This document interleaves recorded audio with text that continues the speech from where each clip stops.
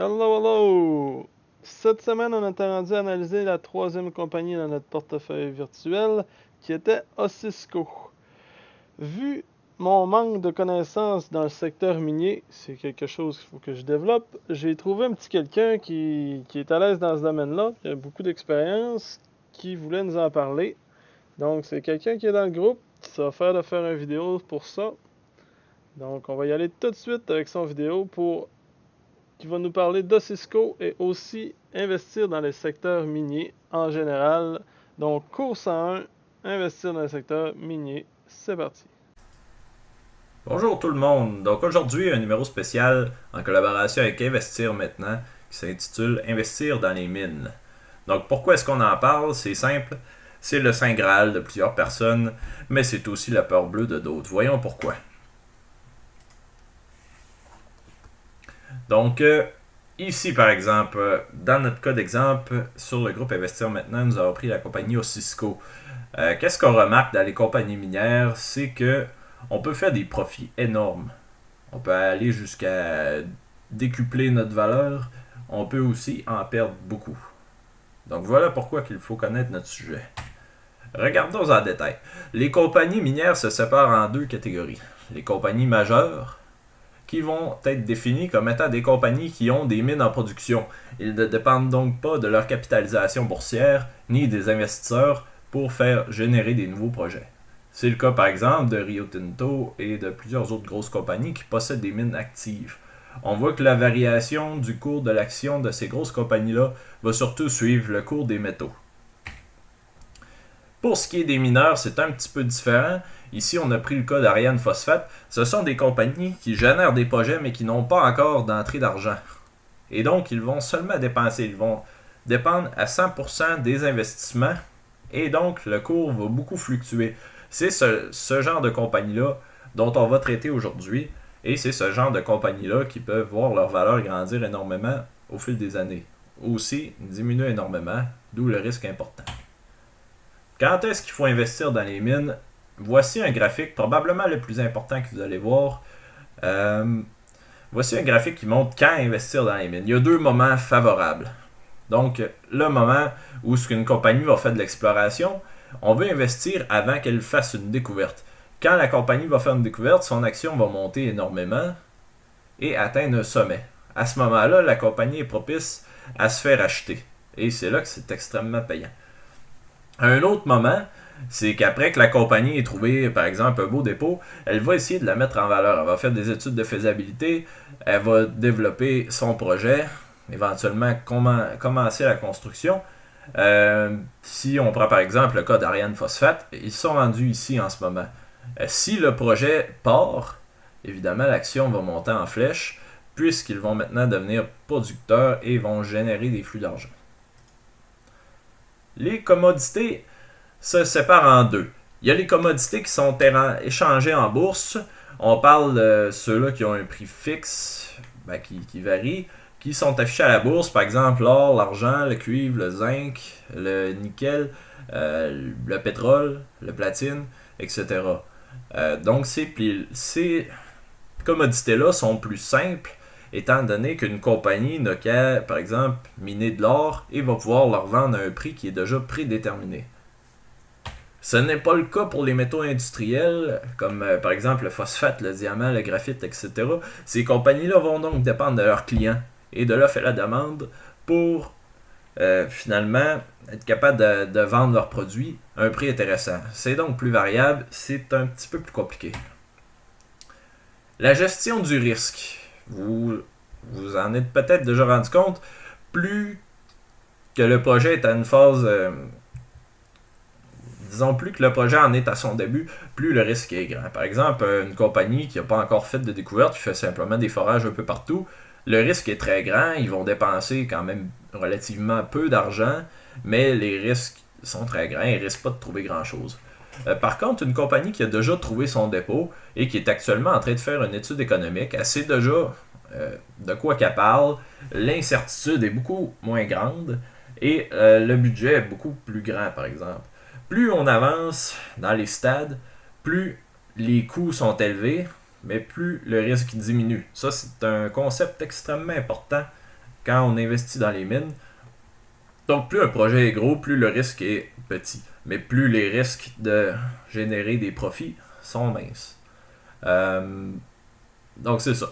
On a tout d'abord une étude économique. Les compagnies vont essayer de déterminer si c'est économique comme gisement en termes de prix des métaux, etc., en termes de marché. Ensuite, ils vont faire une étude de préfaisabilité. Là, c'est une étude plus poussée. Ils vont développer des plans de vie pour la mine, voir le coût total versus les profits rapportés. Une étude de faisabilité, c'est encore plus sérieux, c'est carrément les plans de vie de la mine. Une fois qu'ils ont fait ça, ils vont être en mesure de construire et de faire leur projet.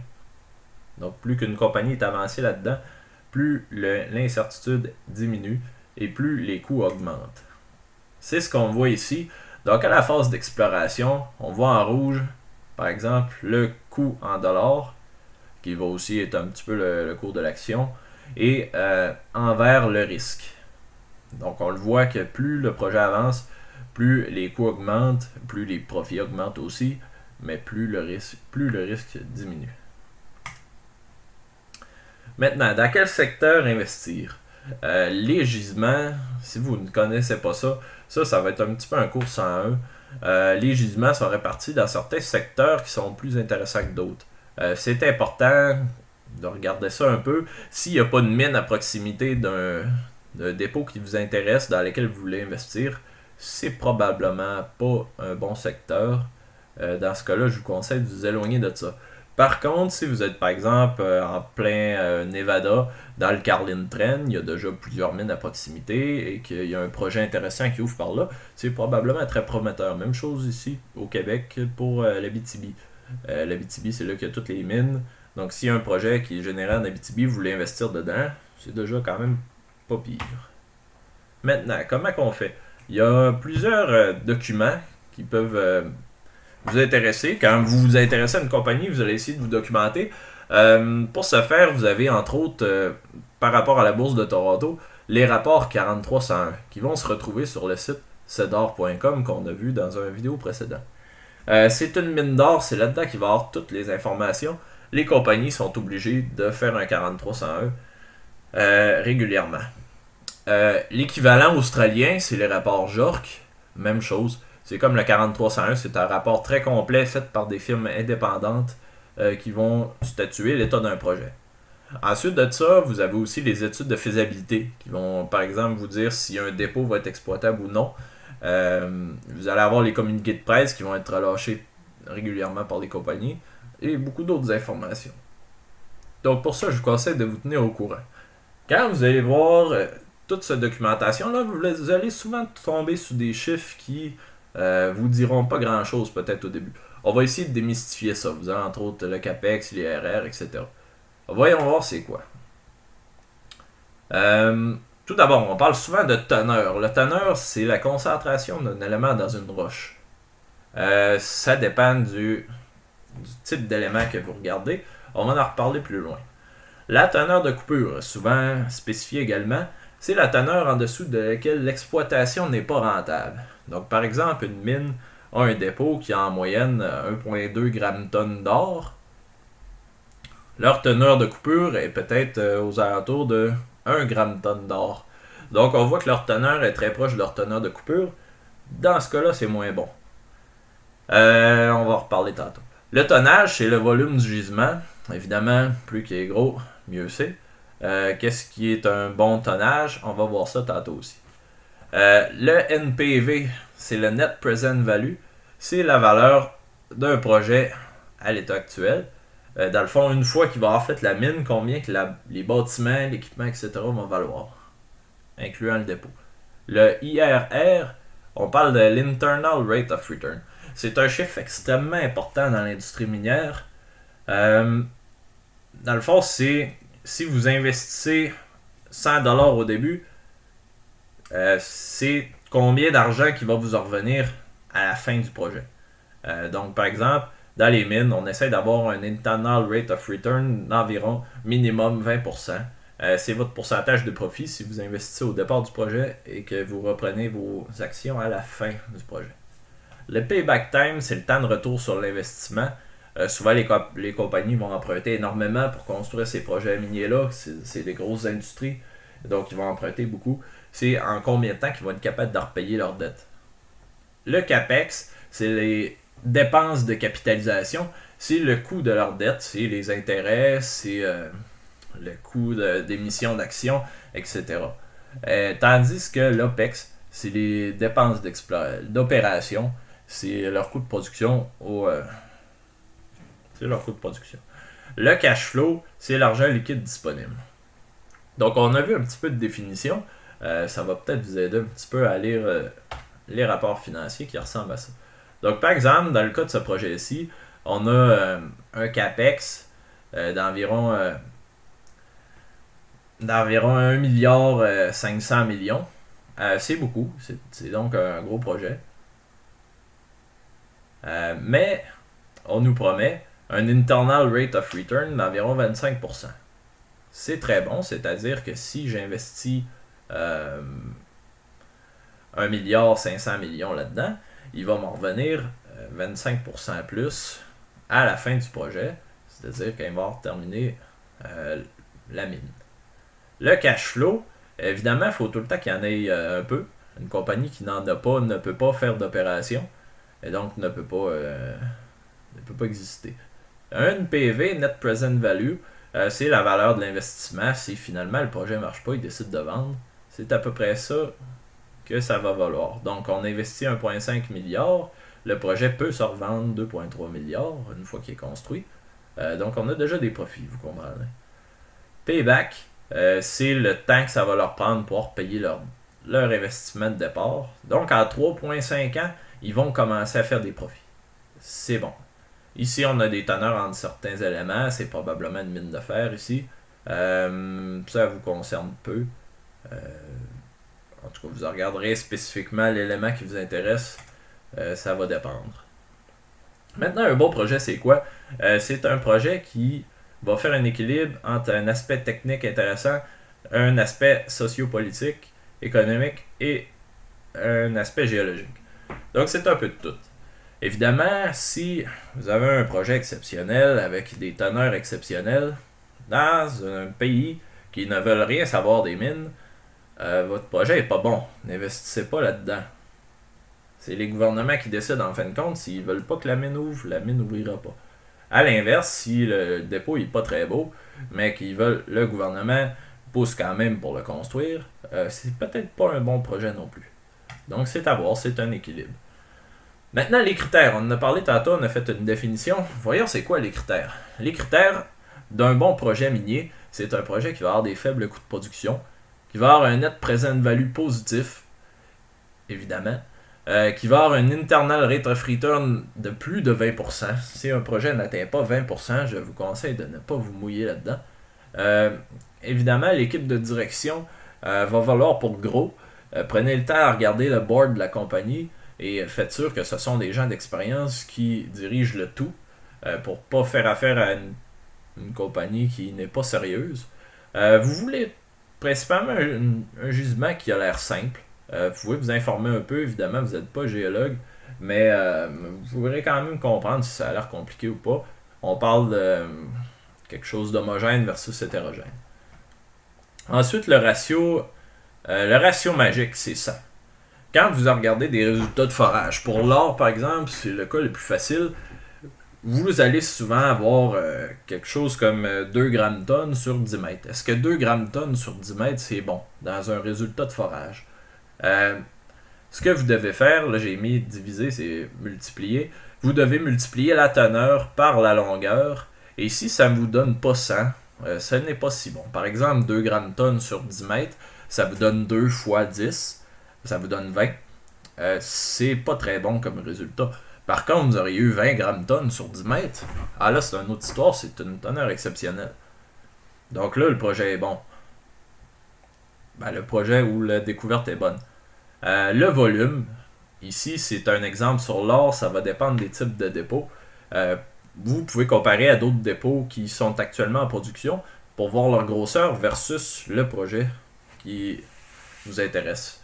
Pour ce qui est de l'or, il vous faut au moins 1 million d'onces d'or. C'est à quoi le projet est petit et n'est pas très bon.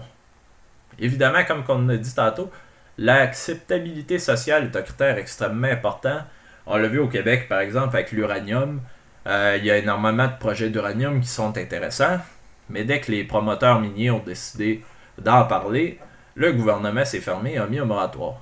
Maintenant, tous ceux qui avaient investi dans l'uranium à l'époque ont maintenant tout perdu leur argent. Donc, c'est de penser à cet aspect-là qui est extrêmement important dans le cas des mines. Ensuite, les infrastructures à proximité. Évidemment, vous comprendrez qu'un projet minier qui est en Abitibi va être beaucoup plus simple qu'un projet minier qui est dans le fin fond du nord du Canada. Simplement question d'infrastructure. Plus un projet est proche des villes, moins il coûte cher.